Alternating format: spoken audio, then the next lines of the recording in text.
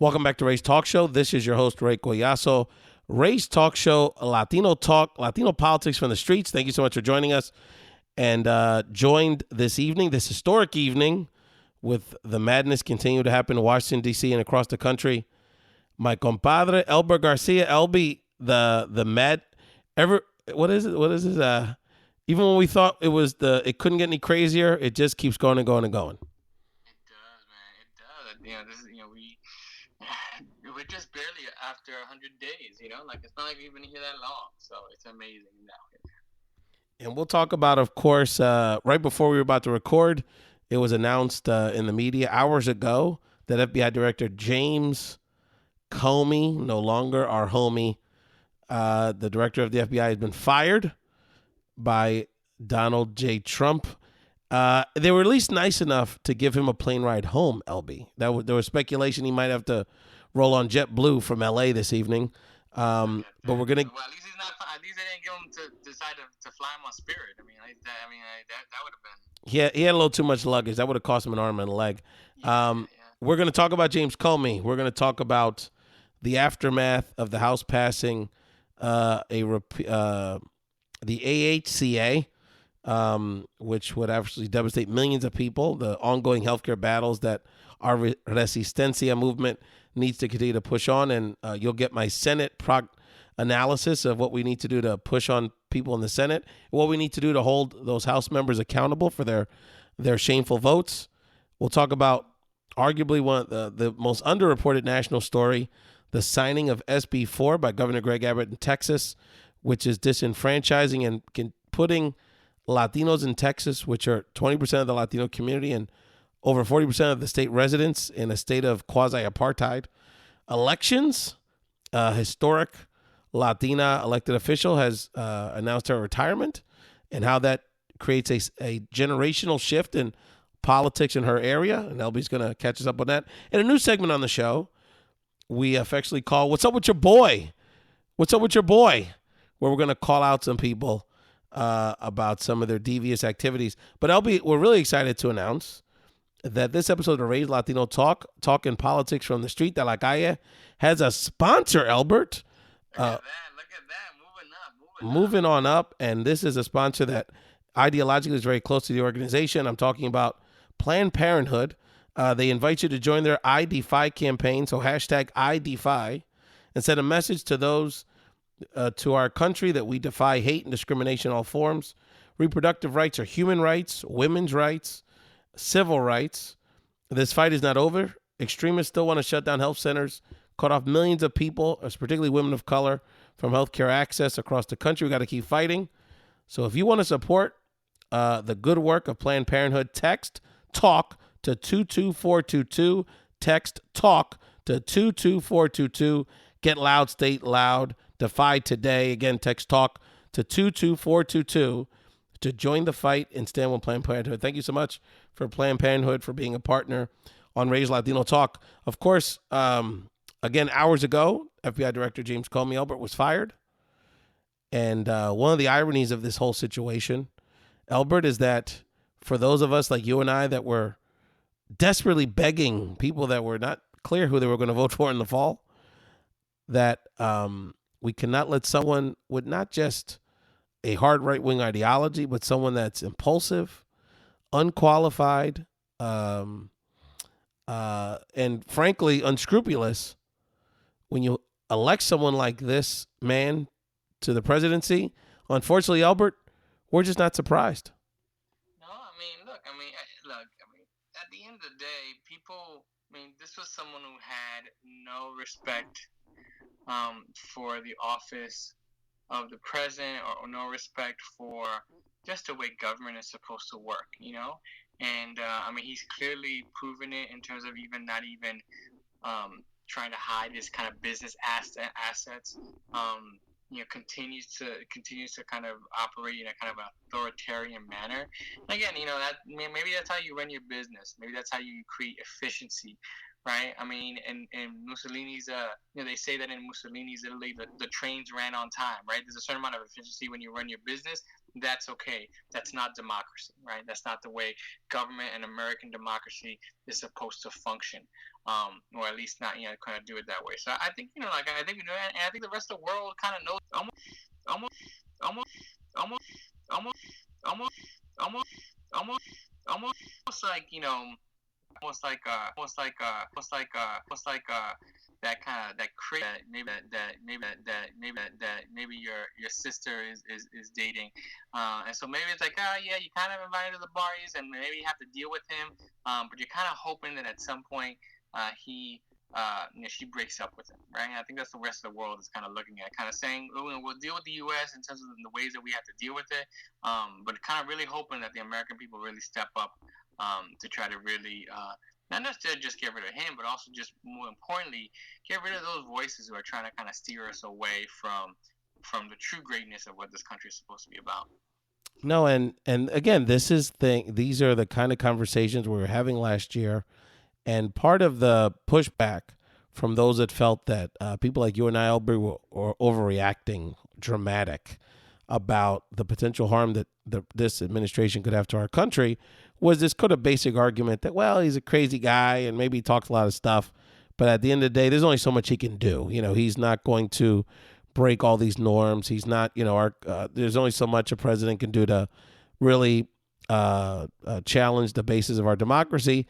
And I think part of the fact is that, people from particularly the civil rights community understand is that, there's people that are still alive, quite a few people in our country still alive that lived before the civil rights movement in this country. So that wasn't that long ago when we literally had legal second class, third class citizens amongst us. And the other part of it is that people thinking about LB, like your parents and other immigrant families that are part of our society now, that left countries that had this kind of nonsense happen. So it can happen, and we have to be.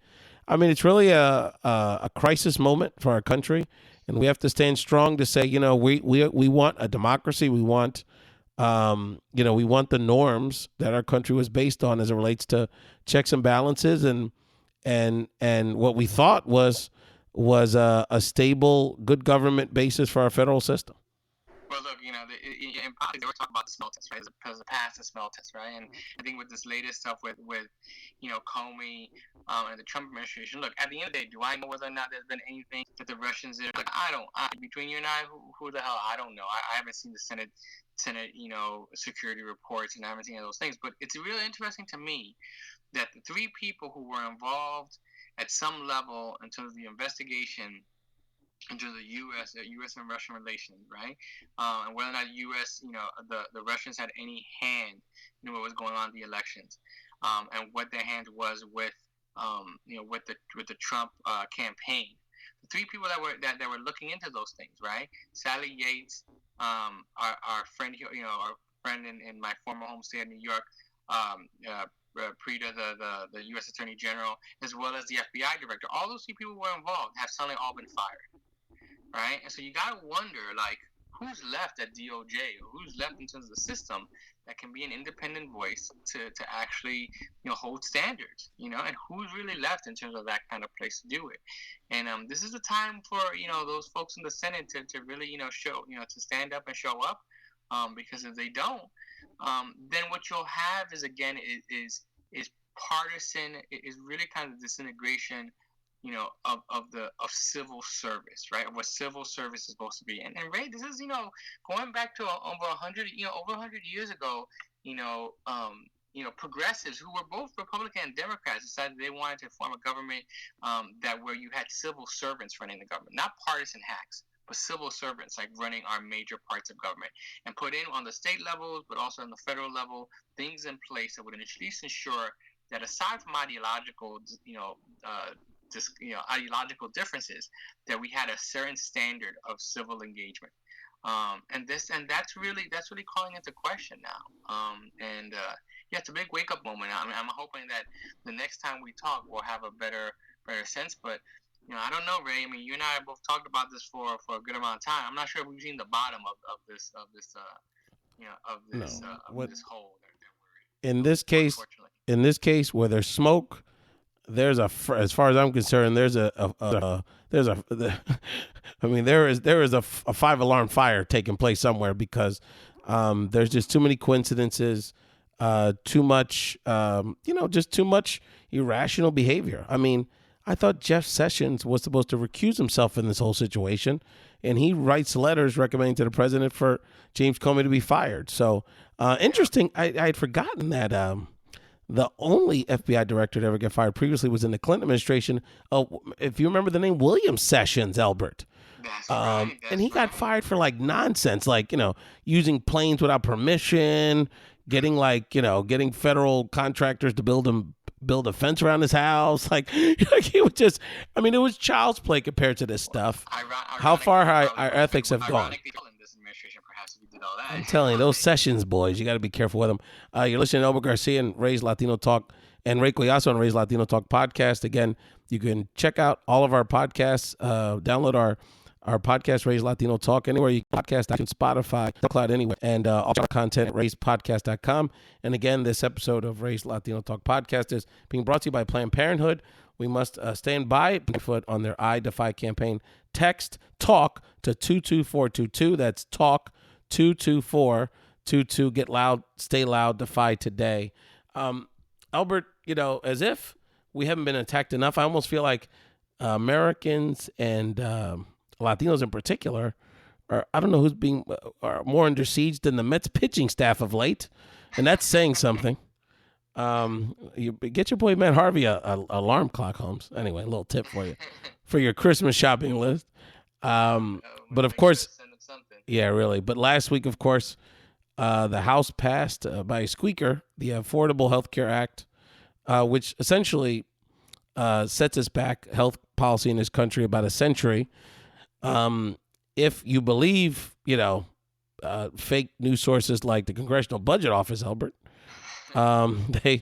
you would believe that this taking over $800 billion out of the healthcare system would actually take away healthcare from approximately 25 million Americans. Even if they're off by 100%, that's still tens of millions of people. Of course, this disproportionately would impact poor people, women, young people, and people of color, and the elderly. It's just a sad state of affairs. And so I wanted to, two things we wanted to talk about here on the show. The first one is, of course, the human cost is, it can't be any more personal. And I know, just thinking about our loved ones that have battled cancer, Albert, it's and other, diseases that can not only physically, cause you to pass away prematurely, but also devastate you financially. We have several key Republican swing voters, namely people like Representative Carlos Curbelo in South Florida. Well, both of them, Diaz-Balart and Curbelo, a group of California Republicans that have a significant amount of Latinos in their district, like Darrell Issa, Devin Nunes, Jeff Denham, David Valadao. And so the question, Albert, is that wanted to get your take on the reaction of the Miami community for particularly these two congressmen. And we're going to talk about the third one in a second, who's in a much different place for many reasons. But particularly Carlos Curbelo for voting for a health care bill that would literally take health care away from over 100,000 of his constituents. Yeah, right. I mean, I think it's, again, he was on the fence, accordingly anyway, according to kind of news reports.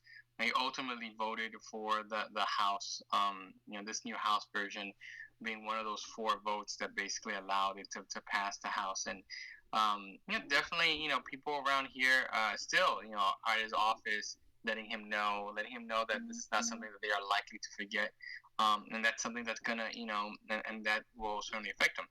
Will it affect him in the next, in terms of run? I mean, it's a good question, because at the end of the day, there's a lot going on in terms of politics down in South Florida, in that area there. You've got kind of the Artilles fallout. Governor Scott named a special election to go on July 25th. And so you're going to see a lot of, you're going to see folks, especially Democrats, kind of flock to that. And so to that race first, and then kind of see after that where, who would be challenging potentially Carlos there. I mean, you could see it certainly a scenario where Carlos says, perhaps because he's confident about the Senate, its defeat in the Senate, kind of saying, or hoping anyway, that people would forget this vote, remember his first vote to initially defeat it, and kind of play on kind of the confusion of folks to say, well, didn't you vote for it? And he can say, oh, well, I voted against it when it came in, and I knew it wasn't going to pass the Senate, so, it was much more of a political standpoint. Is that defensible, especially to potentially a family who stands to lose health care? Time will tell.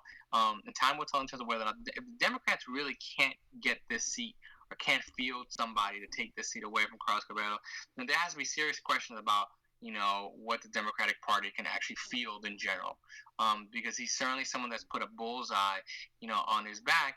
And not to say that he doesn't have defensible other positions in other areas there, but again, it's like we've yet to really hear from him as to why he would do something, especially when he defeated it the first, when he just failed to vote for it the first time. I mean, the differences are really not that different between the first vote and the second vote, and not at least sufficient enough that it wouldn't affect the people in his district. So he's got a lot to answer for that. And I think what he's hoping for, I think that all this blows over, or what he's hoping for is, some of the Trump stuff gets a little more play, right? So he came out today, and he was one of the few Republicans that called for an independent investigation, on the heels of the Comey firing. So I think he's trying to wrap himself around, kind of standing up against Trump, except for one of Trump's major policy wins, which is trying to get this through the House. Yes, and it's for those that don't follow South Florida politics, this has been a very interesting seat. It's actually gone back and forth between Cuban Americans from both political sides of the aisle. There's a Democrat, longtime nationally known political operative, good guy, Joe Garcia, who's held this seat over the years, but because of various, he had some ethics issues and sort of, the top of the ticket really dictates many times who wins this seat. Curbelo was able to overcome the fact that he ran against Garcia again, who I think had kind of grown stale in South Florida politics on this level. And despite the fact that Hillary Clinton won his district pretty handily on the presidential side of things. And you're, again, listening to Ray's Latino Talk Politics. The Democratic infrastructure in Florida has been pretty poor over the years. I know people like Elbert Garcia and others are looking to change that.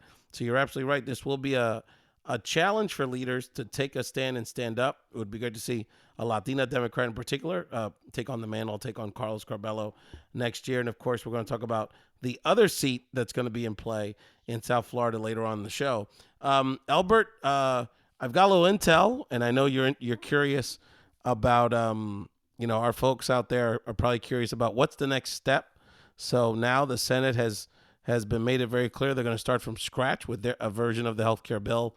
And I know you're curious as to what this looks like, the political. Definitely, Ray. Give us a little thumbnail sketch of what the things are like. What's the word looking at? From not from Cannon, but from Dirksen and some of those other buildings in the Senate side. Yeah, absolutely. So this is a different deal. The Senate. There's over 400 members of the House. They're all from districts representing about 700,000 people. The Senate is folks that represent 100 people that represent their entire state, and so they kind of look at the other chambers, the junior chamber. It's kind of like the American League back in the days, and so their perspective is that they claim that they're going to have they're going to work on something more moderate, and we'll talk about the makeup of some of the leadership putting this together. But the bottom line is.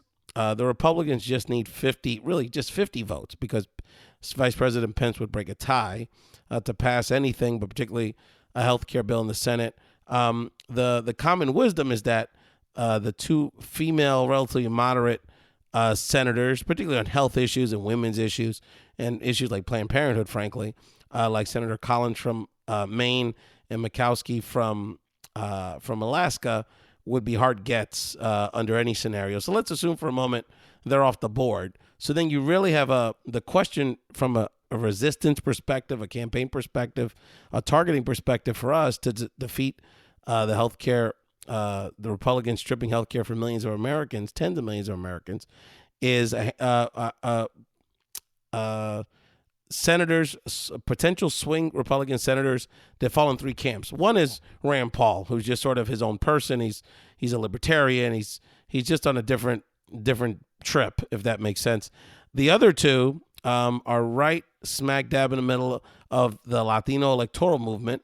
Senator Flake out of Arizona, who's up for election next year, and Senator Heller in Nevada. Nevada's turned very blue over the last several years, of course, with the recent election of not only Hillary winning decisively in November, but also the election of the first Latina and first Mexican American woman in the U.S. Senate by the election of Catherine Cortez Masto this past November. So those two states, those two senators, have to keep Latinos and the quote-unquote Obama electorate, the new demographics of this country, in mind when they make their decision. Those are two folks that Latinos can have great sway on, and others that live in those states, frankly, with activism and messaging to them now. Unlike the House, where we would sort of wait for a bill or a version of the bill and a CBO score, and we would then react, we need to move forward now because, again, as long as they have 50 votes, they can pass a bill at any time, even though presumably they wouldn't pass one for at least a month or so, but you just never know. The other group of people, and that's because of the fact that because of the tax implications, they get to do it. They get to do it as a budget reconciliation, right? I mean that's the big. That's why it's a filibuster proof. Exactly. It's also the urgency that they have to do it while passing a budget. Exactly. So, this is why this question of whether or not the government is funded until September. That's why there wasn't really a government shutdown effort. From Republicans recently, because they're looking to try to get their version of the healthcare bill by September. Because if they don't get it by September, then that window shuts short or gets closed very quickly. That's right. And then the other group, really quickly, I just want to note the other group of senators that we need to keep an eye on. They're not from particularly diverse states, but there are a group of senators, Republican senators, that are looking at this very much from the Medicaid lens because they're in states that have expanded Medicaid, that have accepted and expanded Medicaid through the Obamacare implementation of the Affordable Care Act. So they're, on one hand, they're Republicans. They may message against Obamacare, Affordable Care Act in their rhetoric, but the reality is that their constituencies are greatly benefiting from the elements of ACA that expanded Medicare in their states. So right. Portman in Ohio, Cassidy in Louisiana, Caputo in West Virginia, Cory Gardner in Colorado, another senator that Latino voters can have quite a bit of sway on. So absolutely. And Mike Kaufman, one of the target senators, actually voted against the bill. So that was a win for our grassroots organizers out in the Denver area. And so, look, the bottom line is this is a crisis moment. We are under attack. I mean, as insidious as it is, if you can think about the concept of the Republicans are trying to rush through to pass a health care bill that will take away health care from millions of Americans, tens of millions of Americans, so that they can justify a tax breaks, further tax breaks later for the rich because they will have saved money in the budget from this act. So it's just it's as bad as I think many people just don't want to believe that these elected officials would do something so immoral and hurt their constituents and their fellow Americans. But that's what's happening. Don't make no mistake about it. And you need to react in kind. When you're under attack, you need to fight back. So we need to resist and fight back. And again, you're listening to Ray Collazo and Elbert Garcia. We really want to thank people for joining the show. Elbert, remind people they can find you on social media. Keep up these conversations. You can find me at Elbert Garcia FL on Twitter. That's Elbert Garcia FL on Twitter. And you can find me also at Elbert Garcia FL on Facebook. So that's my official kind of page per se. So that's where you can find it. More importantly, always on Ray's podcast here. That's right. And my sixth son has joined us here in the background. He's got a little cough, but he's been a good boy. So that's not my phlegm, but he's Troy's doing his thing. Again, we want to thank Planned Parenthood for supporting Raise Latino Talk as part of their Defy campaign. Defy the efforts to defund Planned Parenthood. That is still in play with the Senate bill. You never know. So we have to text TALK to 22422. Stay loud, get loud, Defy today. Text talk to 22422 to join the fight and stand with Planned Parenthood. Again, another attack on our community. I mean, the keeps just keep on coming, Elbert.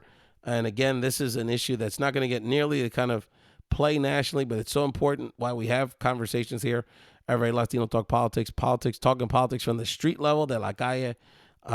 Just days ago, Governor Greg Abbot of Texas signed a bill that would that basically threatens sheriffs and police chiefs throughout the state of Texas with jail time, heavy fines if they don't cooperate fully with federal immigration agents, to the point where this bill would even allow local police to essentially profile people that they may suspect to be undocumented residents of the great state of Texas.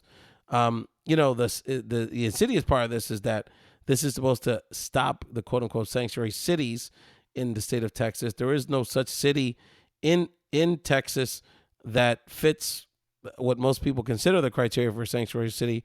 It has created open season on racial profiling. It has created a more hostile relationship between law enforcement and the Latino community. And I just want people to understand what we're talking about here, to put it in perspective. We're talking about, in terms of the Latino community in the state of Texas, that will all be targeted by SB 4. We're talking about over 40% of the residents of the state. And we're talking about over 12 million people. We're talking about 20% of the Latino community. So we're essentially, by signing this law, Greg Abbott has placed 20% of the national Latino population in a martial state of martial law. So advocates, MALDEF, LULAC have already taken this law to court. Elected officials across the state of Texas have lashed out against this as a blatantly racist tactic against the Latino community. And we are in for an incredible fight for our civil rights and the moral compass of what, in this case, what the state of Texas is all about. Yeah, I mean, it's you can't help but be speechless at it. And this is where I think, California is very interesting, right? Because California had their 187 moment. Californians, particularly looked back at Pete Wilson when Pete Wilson tried to do this thing and basically said, look, we're going to make sure that, at least for the next generation, that the GOP brand is tarnished forever. Now, Texas, it works differently, right? I mean, Texas is just a different place. And the fact is that the oppression of Mexican Americans in Texas is far more different than it is in California, just historically, right? With everything from the Texas Rangers to even, in terms of historical lynching, of even lynchings. Keep it real. In terms of lynchings and stuff like that of Mexican Americans and stuff there. So, Texas is the South, it ain't California, right? And so, this is one of these things where it's like, it's not surprising that in some ways that would be ground zero. And yet, it's amazing to believe that we've gotten to this point, and that even conservative, even conservative Latinos down in Texas would almost say, like, wow, this is really what you're doing? Like, you've allowed this to really happen? So, I know that there are elections obviously coming up. And, again, I mean, like the state of Florida, I mean, it's an infrastructure issue, not just in terms of Democrats, but just in terms of activism over there. But again, in places like Austin, like where and we'll get into this, I think, at some other point in time, Ray. But like, I think, there has been an increasing discussion about the divide between like the creative classes in places like, that's typified by cities like Austin, where you have like a lot of young people and tech and everything like that, and there's a difference between those folks and kind of maybe blue collar workers or blue collar folks, and kind of really trying to see what the next generation is going to look like when it comes to kind of social and economic cohesion. But in the state of Texas, I mean, if you could just imagine that you'd have a state government basically deciding not to fund potentially important government services strictly based on whether or not that city listens to the state's definition of what the federal government is doing. Now that's some bold ass shit, and that excuse my French, that's some bold gangster moves, right? To go in and be able to say that. To be able to say that potentially, like, if you're in a particular city and that city, that law enforcement, again, the people who are in charge of safety, if those law enforcement officials, those sheriffs, say that no, our relationship with the Latino community is more important than whether or not we're minions for the federal government, right? And that we are depending on our reading of federal law to say that we can be forced. That the state comes in and steps in and says, "Oh no, we're not going to fund you anymore." Right? The same state of Texas who also has been known for disenfranchising voter rights, right? In terms of the federal court. So again, it's some really bold move. It's definitely some straight street level gangster stuff that you would do. It's not surprising, but in this day and age, I think it's one of those things that, again, for the people of Texas, you got to bear down and show some grit and figure out, like, how we're gonna win, not just win some elections, but win some major ones, right? And kind of say that no, this is not, this is not the place that we're supposed to be. This is not, certainly this is not, this is not some third world authoritarian, rule of random folks. When I was reading up on this whole situation, there's a quote by Governor Abbott that just really strikes to the heart of this whole conversation. So his quote, which he did on Facebook Live, and there was a lot of discussion about how he sort of just dropped this, ironically on a Sunday. We're talking about the moral compass of the state and, morality and quote unquote conservative family values. This is the quote from Governor Abbott. Texans expect us to keep them safe. And that's exactly what we are doing by me signing this law. And so I ask people if, truly, what's your definition of Texans and us as it relates to safety? Because this certainly for 40, arguably the majority of Texans, does not make them safer. They will be targeted, and potentially the resources that are used for the day-to-day work of their local police officers and law enforcement officials will be threatened if this law survives court challenges. I expect the legal challenges to go well, but that's going to take a long time. And again, a waste of resources, a waste of breath when we should be focusing on real issues that impact. Why don't we do things to integrate all the members of our society to make Texas even a place that opens opportunities up for everybody and not just the people that Greg Abbott obviously is catering to by signing this law. And we'll see, right? I mean, there's an election next year, in Texas, right? There definitely are elections next year in Texas, and we're gonna see, right? We're gonna see in terms of what, we're gonna see what they can, what they can do and what they can field. Well, we haven't talked about it, Elbert, but at this point, the leading Democratic candidate to challenge Ted Cruz is Beto O'Rourke, Congressman from El Paso, CC97 guy, LB. So people sleep on Beto, a fellow Columbia alum. Remember Beto back in the days? You said 97? You said Beto? 95 or 97. I know it was I think more 95, because if it's 97, reunions this year. So you might run into Beto. Very cool. Well, you had to tape a quick interview for the show. We'll see. Doesn't look like the Castro brothers are jumping in, so Beto looks like the guy here at this point. I think that was the question, right? Because I think the question was whether or not the Castro brothers or one of them would run for governor, right? Although some people would say that would be, again, the Republican machine, in Texas, is strong. Especially, and it's especially strong when you're creating districts that suppress the Latino vote. I mean, of course, that's that's kind of that. My personal opinion is I really think Joaquin should run, even if he doesn't beat Ted Cruz. I think he's got to set the stage for future things, future opportunities, and I mean Beto's cool, but I just don't. I mean, I think having one of the Castro brothers on top of the ticket against Ted Cruz, combined with this recent move by Governor Abbott, I think could be the kind of mobilizing force that we can move the electoral needle there.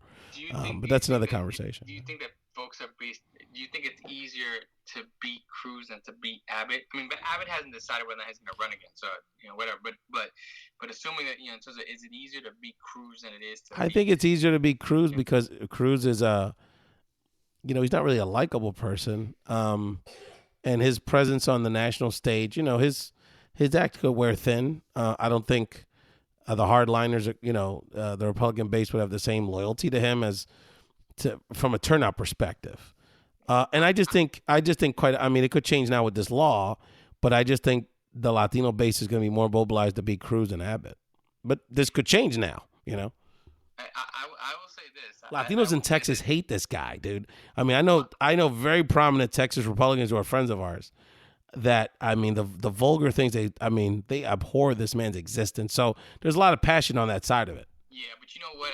I'll say this. There's a lot of Republicans in Florida that hate Governor Rick Scott. They hate him to high heaven. He won re-election as governor, and he stands a good shot in terms of at least he's within striking distance certainly of Nelson here. So hatred to the one candidate. I mean, we'll see how that gets defined. But one thing I definitely know is that if there's a group of Latinos that always are a mystery to me, it is Texas Latinos. There's a lot of history in terms of their and they tend to and the party system in Texas tends to kind of swing almost like New York real estate in almost like 20 to 30 year kind of generational shift. Well, the other thing is that the other issue there is gerrymandering, the effects of gerrymandering and voter suppression have had real impacts in the Texas Latino electorate, and because it's such a large state to swing, Democrats, progressives have just not invested in the way, and quite honestly, Latinos have just not invested in the way that we should have to mobilize our community there to overcome these obstacles. And look, it's the it's the Republic of Texas, so it's going to take a large effort. That's why I think when the Castro brothers jumping into the race, again, if you just kind of move the needle. And get people to get excited. And look, Beto could certainly make some noise. I mean, he's an attractive candidate. He's got his base out in El Paso. He obviously has a connection with the Latino community with his nickname and where he's from. And he's in a Latino district. He represents a Latino community there in El Paso. So, I mean, it'll be interesting. We'll definitely have him on the show. You can listen to Ray's Latino Talk. Solidarity continue with our brothers and sisters out in Texas. And we're going to have Latino leaders from Texas in the coming weeks join the show to discuss this ongoing struggle. Elbert, we've got on the elections front, we have an icon of Latino politics, the first Cuban American and the first Latina ever to serve in U.S. Congress. Ileana Ros-Lehtinen from your neck of the woods in Miami announced recently that she's going to be stepping down. This will be her last term. So this is opening up another electoral opportunity for new leadership to rise in our community. So why don't you give me a name of someone to look out for? I've got a name as well. Of first of all, any thoughts about Ileana, and then maybe a name for someone to look out to keep an eye on as we're looking at who could potentially replace Ileana Ros-Lehtinen in the South Florida congressional delegation. Well, I think Ileana is part of a crop of congressional folks that kind of last an era, right, where you could kind of get along with folks from the other side, based on people's kind of personal, people's personalities, right? And I think you hear anyone, whether you're talking about reporters or you're talking about even aides and stuff. I mean, she seemed to kind of call it like it is, call it straight down the middle. You kind of always knew where you stood with her, and she was always straight and direct to the point. So I think that was something that has been always good about her, regardless of where you stood on the ideological line of things. And she wasn't to be stereotyped. She wasn't to be pigeonholed. And I think that's tough in general. That's tough being in terms of as a woman, and it's also tough being that in terms of a place like Miami, which is still very much a male-dominated, male political kind of centered world. So props to her. I think I gotta believe that living in the Trump administration, in the shadow of the Trump administration, was going to be difficult. Taking votes were certainly going to be difficult in terms of, but she wasn't clearly going to, she wasn't going to to suddenly declare herself as a Democrat, or certainly not as an independent. And certainly the brand of the Democratic Party here in Florida is who can blame her in terms of to even try to kind of be like that. So I think a lot of props to her for at least, again, she let it herself known early on that she wasn't supporting Donald Trump. Even as he became the front runner in the party, she let it known, and she's voted against his healthcare plan twice, right? Unlike Carlos Curbelo or Mario Diaz-Balart. But I think probably so. She probably figured that she only won her last race by like I think 10 or 12 percentage points, and she ran against this guy Scott Furman, who for the most part was kind of a throwaway in there in terms of folks there. In terms of, I don't think he got really much support even in the Democratic base there, and so he did pretty well. Which she must be kind of looking at the tea leaves and saying, maybe if there was another Latino who I was running against, or someone who had much more community roots, she already attracted as a challenger. Kristen, Miami Beach Commissioner Kristen Magado Gonzalez, I think that's her last name. I'm probably messing that up.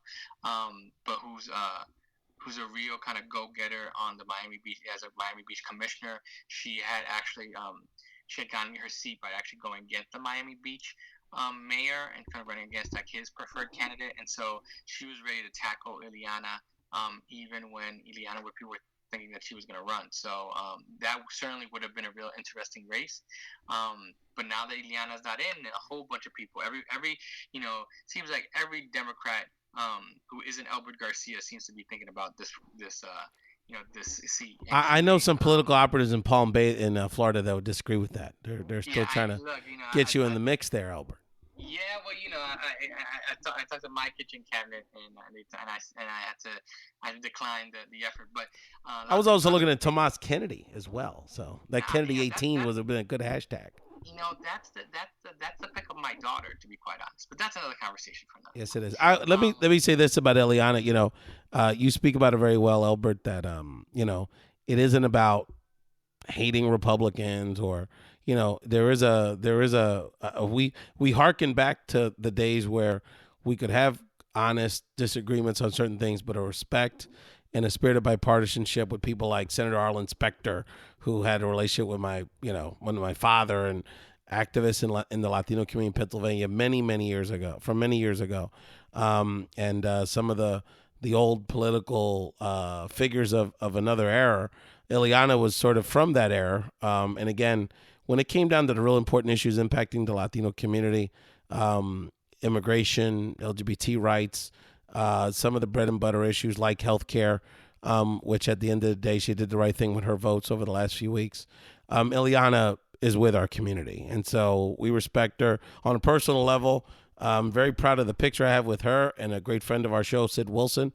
The one time I got to spend an evening with her and other Latino leaders in D.C., at an event. She couldn't have been more gracious. She was just a treat to spend time with, and I've always respected a lot of her, and everyone that I know that has worked with her has always shared with me that she's just a real good human being. And so un abrazo a Ileana. And Republican. I know a number of Democrats, who have interned or worked in terms of her office and stuff like that. I mean, part of that is the way politics works down here. But again, the ability to be able to have somebody on both sides of the aisle actually work in your office, I think that says a lot about the leadership that you provide. Absolutely. The other name I wanted to throw out there, Elbert mentioned, there's going to be a lot of candidates you're going to hear about on both sides. We're going to see if Bruno Barrera ends up throwing his hat in the ring. He's expecting to on the Republican side. So it's going to be a very competitive both primary season and general election. But another name that I know we're happy has announced today is Florida State Senator Jose Javier Rodriguez. Jose is someone I've been keeping an eye on for a while. He won a few years back a seat, and he became the first Cuban-American Democrat to represent Little Havana in the Florida Assembly and won a very difficult state Senate race in the fall. He actually has beaten not one but two Diaz Portilla brothers, who are a political dynasty in South Florida for many years. So that must be tough, LB, to have one guy that beat both you and your brother in politics. That must be that must be an ego deflator to run into that guy. You know what I'm saying? He's definitely not invited to any Dia barbecue. No. I would probably probably say that. No doubt. JJR is a rising. I think JJR is a rising star. I mean, good guy. I remember he. I live in that area where both he and Ileana. Where that Ileana currently represents, and that JJR represented in the House and also in the Senate. And he would do a classic campaign. He knocked on our door. That first time running out, knocked on our door, had a conversation at the door, and talked and stuff like that. So really proud to see someone with some real kind of grassroots kind of appeal, doing the hard work that's necessary to like win elections and stuff. And it's tough because there's a lot of good folks. I would say that politics is really interesting. I mean, I think people always talk about timing and whether or not you try to peak too early, or people shouldn't run and should wait their turn and things like that. And then there are just opportunities that sometimes that just open up, and that and people know that windows open up, and so you have to kind of go out for it. So I think some people would hate to see that first of all, that seat that was so hard fought and won in the state senate potentially flip over. That, but to be fair, the truth of the matter is that in politics, like in life, leadership is about growth, and we have to expect our elected leaders to, if they're not growing and not going for higher offices or bigger offices, then and trying to seize the opportunity, then what are we really saying, right? Are we telling people that they have to like stay 20, 50, 20, 30 years in one position and stuff like that? No, I mean, I think we have to kind of do that. So, if like someone once told me before, like, if he wants it, he stands just as good a shot, and there's no doubt that he'd be a good congressperson. I think that there's no doubt about that. The truth of the matter is that people, we need that kind of voice and leadership in the House of Representatives. Hopefully, we combine that with a whole bunch of other, progressives and a couple other different. Florida is going to be an interesting place between Andrew Gillum's gubernatorial run. And this and a couple races in South Florida in the congressional is going to be really interesting. And what I did in my research earlier, I was reaching out to some other political operatives, and they said, well, besides what you know about Jose, he's done a lot of stuff on consumer rights and environmental issues in his time in the Florida legislature. He's a Harvard guy, which is always good to have on a resume.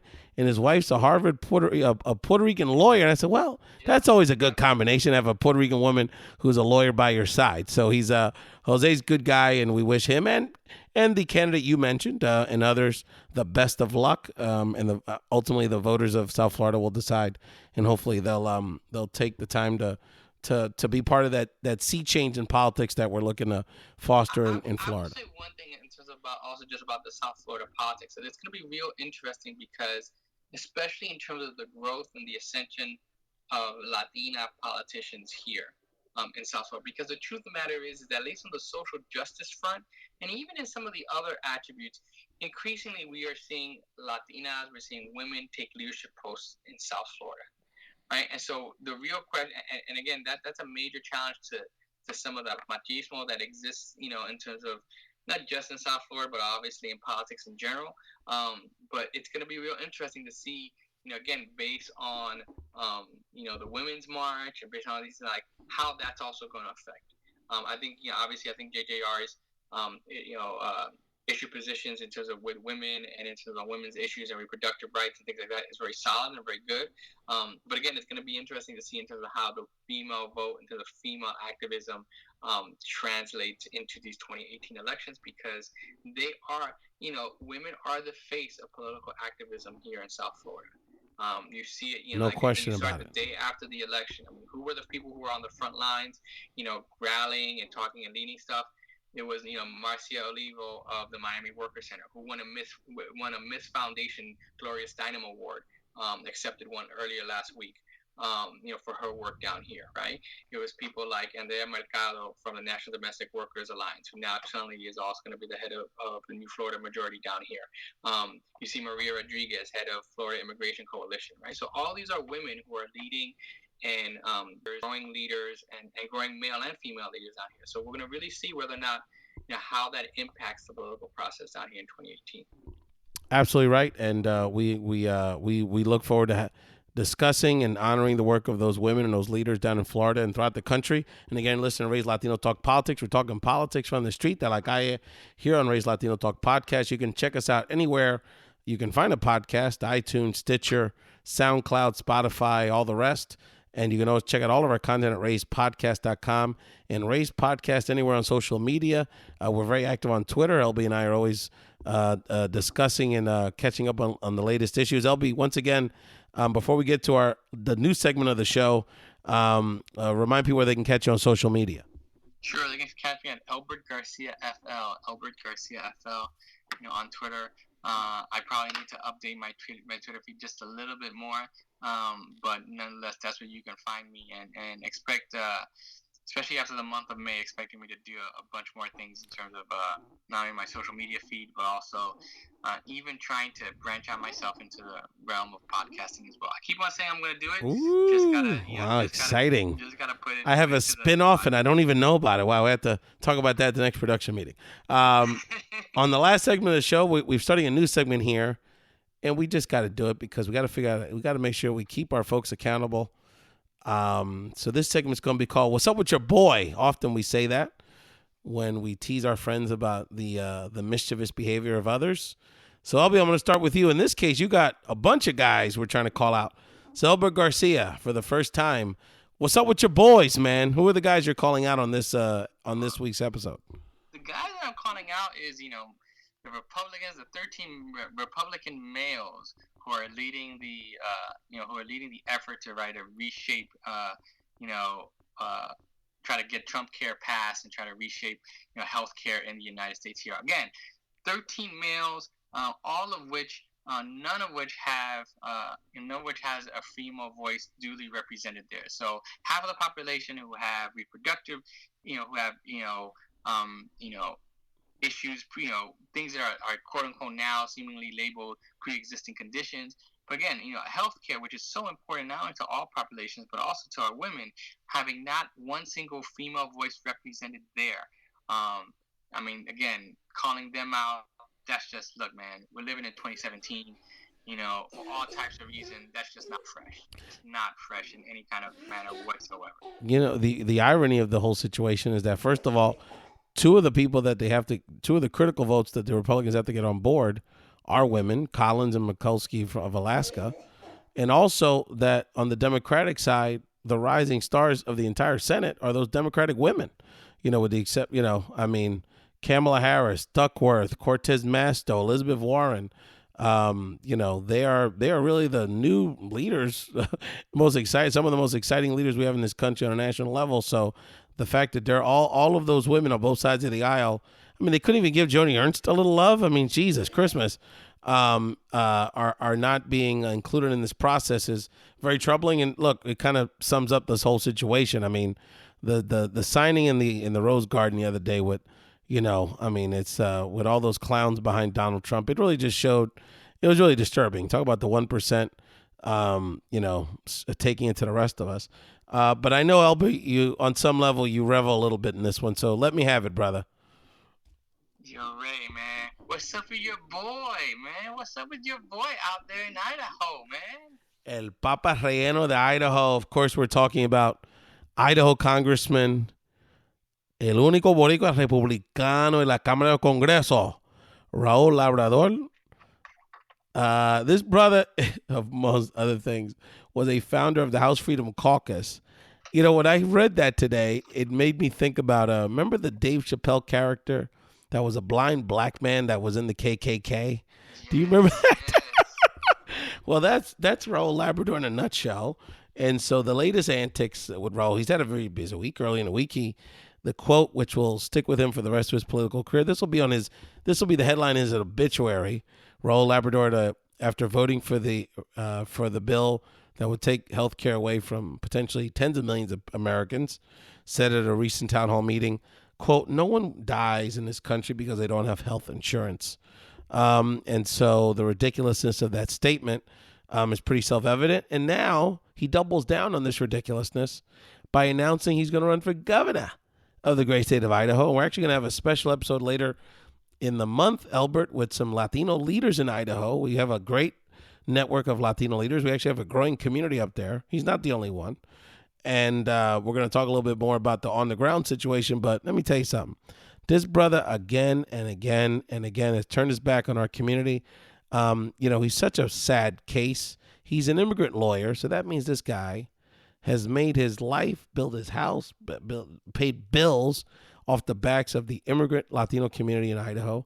He goes into Congress and has basically been nothing but a foil to progress as it relates to immigration reform or any progress for immigrants and Latinos in Congress. He totally turned his back on the Puerto Rican community in the island of Puerto Rico that he was born and raised on. It continues to turn his back on the island of Puerto Rico for the ongoing economic crisis, to not get engaged in promesa, to not get engaged in any sort of bipartisan resolution or mitigating the pain of that process over the last few years while he was a member of Congress. And this latest episode, voting for a health care bill that would literally kill thousands, who knows how many people that he represents in the great state of Idaho. So what's up with my boy? I tell you, bro, after the late Aaron Hernandez brother, he's right up there with one of the most embarrassing people that I have to deal with in my community. He is just a sad state. So he ain't my boy. I'll tell you that right now. I'll give you this, and then my expert spinning of that. If there's one thing that Raul Lavador has shown is, the classic public enemy line of every brother ain't a brother. That in terms of being able and breaking really this kind of idea that I think that has to free a lot of folks of color, which is to say that look, the truth of the matter is that moving forward in politics, where you're talking about Salvador, where you're talking about Ted Cruz, at the end of the day, just because you're a Latino doesn't necessarily mean that the things that you're doing are going to benefit the Latino community. And again, this has nothing to do whether or not, again, this is beyond whether or not, 20 years ago, people used to try to disrespect folks by saying, well, he ain't a real Latino. No. He's a real Latino. There's no doubt about it. There's no doubt about it. In terms of becoming a country, and at some point, does he believe in a country? Yeah, he's culturally, yeah. But the truth of the matter is, at the end of the day, as a legislator, we're talking about whether or not the things he does benefits the Puerto Rican community or the Latino community. And at the end of the day, it's pretty hard to make the case that he is, in terms of benefiting to those folks there. So, we'd have to measure. I think he might be worse than Cruz, and that's saying a lot. I'd think about that. If in the circles of sad cases and lack of Latino courage in politics, it's got to be up there. But anyway, I wish they could all be like Ileana, for sure. But again, we want to thank people for listening to Ray's Latino Talk podcast. Again, you've got to support, continue, in this, especially in this ongoing healthcare debate, the ongoing budget battles, which we're going to talk about in the coming weeks. We're going to continue to be besieged by all kind of potential attacks from many policy fronts. You've got to support Planned Parenthood and their I Defy campaign to send a message that we will defy hate and discrimination in all its forms. The fight isn't over. Extremists want to shut down health centers, as they've been doing, unfortunately, in Texas, cut off millions of young people from health care. Albert, my mother's first job when she came from Puerto Rico was to work at a Planned Parenthood clinic in Philadelphia in the early 70s. So this is something very personal to me. We've got to provide women the opportunity to make their own decisions and have affordable health care. This is so fundamental. Defy the efforts to defund Planned Parenthood by texting TALK to 22422. That's TALK.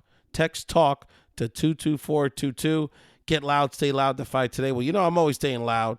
So this is right up my alley. Thank you, Planned Parenthood, for collaborating with Ray's Latino Talk podcast. Elbert, any final words, shout outs, or anything else you wanted to share on this historic night where Comey has been defrocked? Well, I'm gonna let the Comey fallout happen. We'll figure it out next time. But I want to stay positive. I want to give a shout out to fellow the Dominicana out here, leading people down here in Florida. I'm talking about Marcia Olivo of the Miami Worker Center, who received last week, was on stage with Hillary Clinton and with the women who organized, the Women's March. And she was out there accepting a Gloria Steinem Award, 2017 Gloria Steinem Award, for all the work that she's been doing here, organizing mostly low-income Black and Latina women down here in Florida. Marcia does a lot of work. She's always on the front lines, and that's tough. That's a tough thing. That's something for anybody. So she got some national love, in New York last week, and I just want to kind of give a shout out and say, I'm never surprised when our Dominicanas lead. I'm only surprised they don't get the attention that they deserve. So. Yeah, real quick, a shout out if you're looking to follow, particularly people that understand the healthcare issue deeply from a Latino policy perspective. You want to follow Cincy Gancio Hernandez. Many of you may be familiar. She was recently on the In the Thick podcast. She is for my money, one of the authorities on healthcare policy as it relates to diverse communities and these issues of healthcare access, healthcare equity, particularly from a Latino perspective.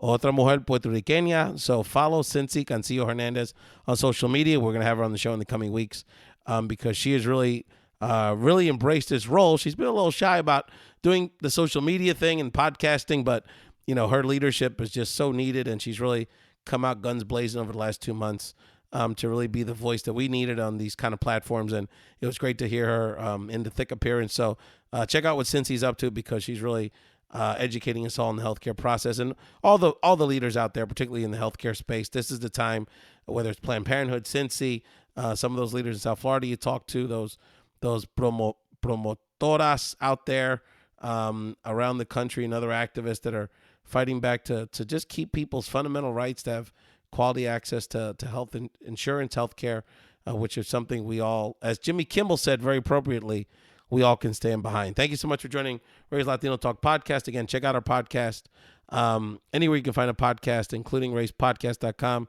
Ray's Podcast on social media, and have a wonderful day. Resist, resist, resist, resist.